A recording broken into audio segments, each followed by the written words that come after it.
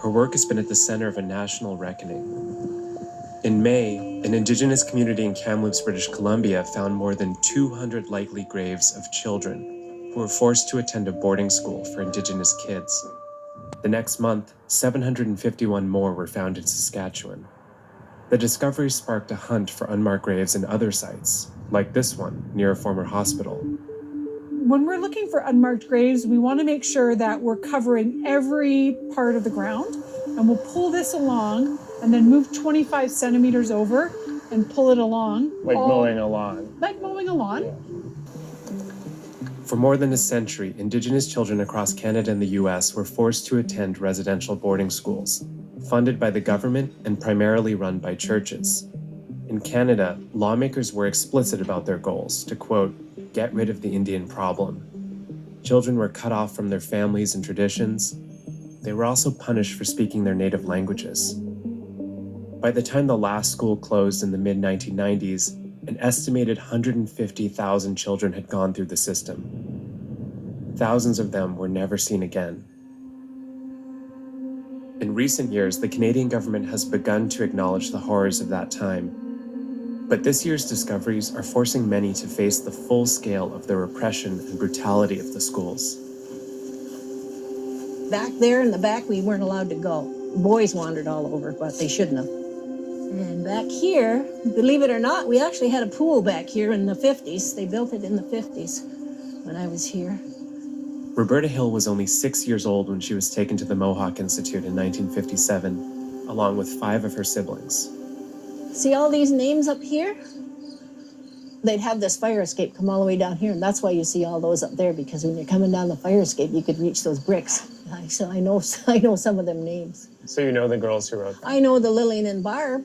Barb's still my sister's best friend. Lillian, she passed away. She was married, had children, and she just committed suicide. You may know, like 215 children have been found at the Kamloops Residential School. What do you think about this? I don't know, because it's too secretive. There's too much of a cover-up. They're supposed to open up an investigation on it, which we have to have the information on it. People have no idea why that or how that could happen. Yeah. You know, so they really have to open them up. And not only the church, but the government, the Canadian government, because they're the ones who initiated it and put the teachers in there. So we've got to find out why this could possibly happen. And the very thought of taking a kid out from his home is just atrocious. You couldn't do anything worse to a person than take their child away from their home. That alone is just outrageous. Why couldn't they build schools in there and let the kids go to school and on the reservation? You know, but people were a lot meaner back then. I think the world is evolving, that most people are a little better now than they used to be, and they have a social conscience. But back then, France, England, Spain, they just went in and killed people and took over their land. And that's the people accepted that. Europe was in war for thousands of years, and murder and killing seemed to be a way of life back then. And they didn't respect life. But to take children out of the home, that's horrendous, that really is. Man, I couldn't imagine,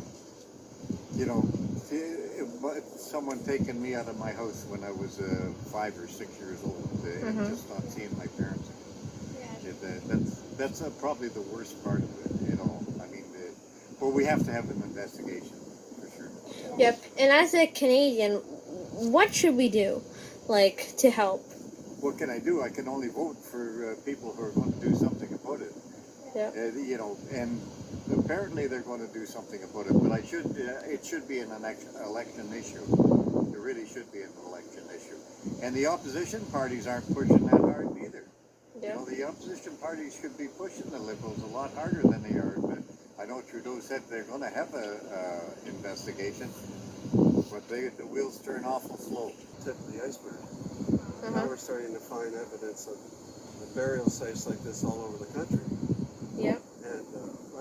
friend was saying, I mean, the thing that's so hard to believe, by today's standards, if these people were taken out of their homes, they weren't asked if they wanted to come. They were just removed from their homes and placed in these schools, you know. And knowing the system like I do now, a lot of these schools, for instance, if they were run by the Catholic systems, okay, I mean, nuns would probably be the primary people running the schools. The brothers too. And the brothers, but I guess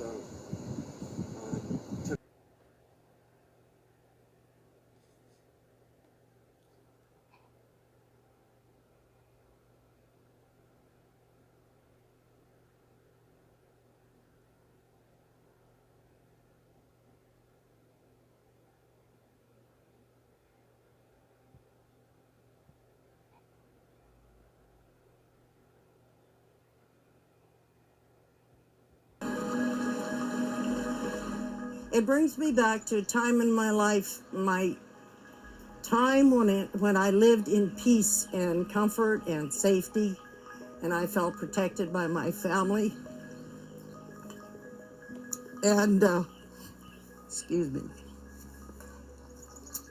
that was probably the safest time in my life. Barbara McNabb Larson still remembers the day it changed. I remember when they came to get us from here. The first year we went in a livestock truck. And the next year? They came out with an army truck. And they drove us back to the school in these trucks. And they unloaded us like we were just little animals. She is one of thousands forced through the doors for nearly 80 years of Kamloops Residential School. The first things they did was they took us down to our cleansing room, where they cut off our hair. Then they deloused us. Then they scrubbed us down with disinfectant like we were diseased animals. Sorry. The name of the institution is now known worldwide. Students always suspected children were buried here, and now they are reliving the horror. For 3 days, I went into a depression so deep.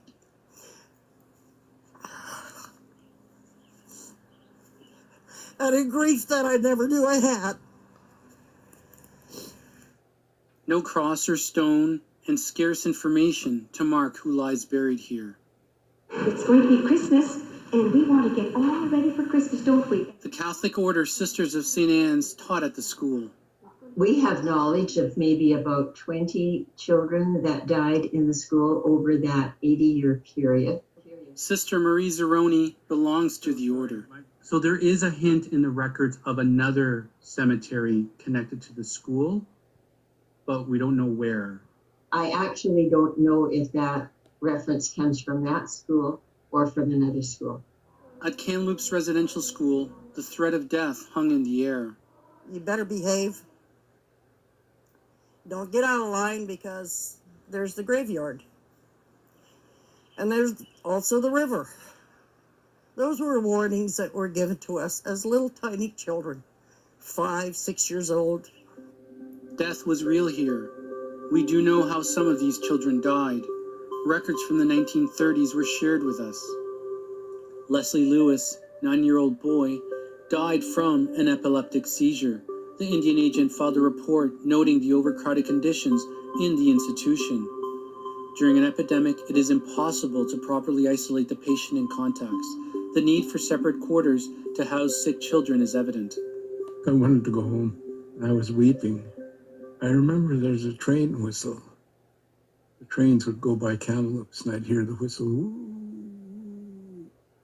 And it became one of my triggers later on after I left a residential school. You know, I'll tell you the truth. That years of residential school was like a blur to me. Suicide, I remember this young man or young boy hung himself in the bathroom. Still today, they remember that. They still get nightmares about it.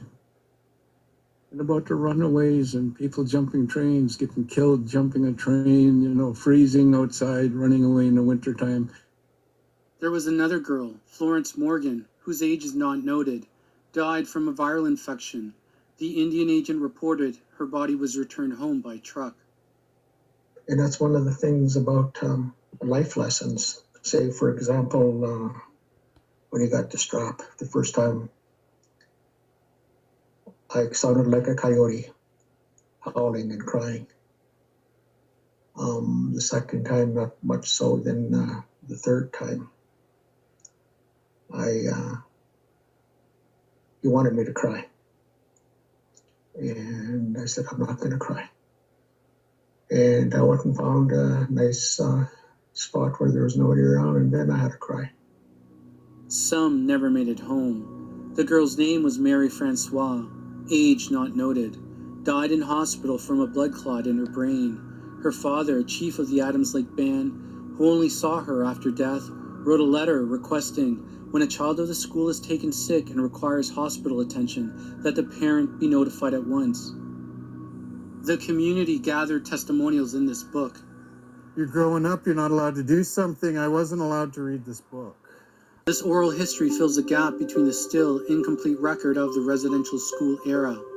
Many records were pulped by the federal government, including from Kamloops. Funeral records destroyed, Indian agent reports destroyed, student lists destroyed. Those records were not highly valued in terms of being preserved from the recycling process that went on. John Malloy, an author and historian who worked for the Truth and Reconciliation Commission. A lot of that information was simply lost. He said Indian Affairs officials sometimes failed to record information. We report abuse of these children to you when you don't do anything about it, and therefore we're not going to be bothered reporting to you any longer. The same lack of care accompanied the death of children. Children died, children were buried, parents were not necessarily told that they had died. Children were buried in unmarked graves, adjacent to the schools oftentimes. Death a part of life in residential schools. But there's one institution with key information still in the shadows. There were records kept by nuns and records kept by priests. And sort of diaries. And the claim was made that these were personal documents, right? Zeroni says a fire at the school destroyed the first 30 years of records. She said they have opened their archives to aid in the search. But as for letting outsiders sift through the more personal files? I would need to know what it is they're looking for. And no, we wouldn't just turn them all over. But the one history that can never be hidden is the one carried by those who came home. I call upon all our people across our Turtle Island, all of our First Nations. It doesn't matter whether you're a Mohawk or a Cree or a Dene or a Shuswap or a Kiptiskan. We're all one people. We're one nation. And it is our cultural and traditional strength, I believe, that has allowed us to carry on and to live.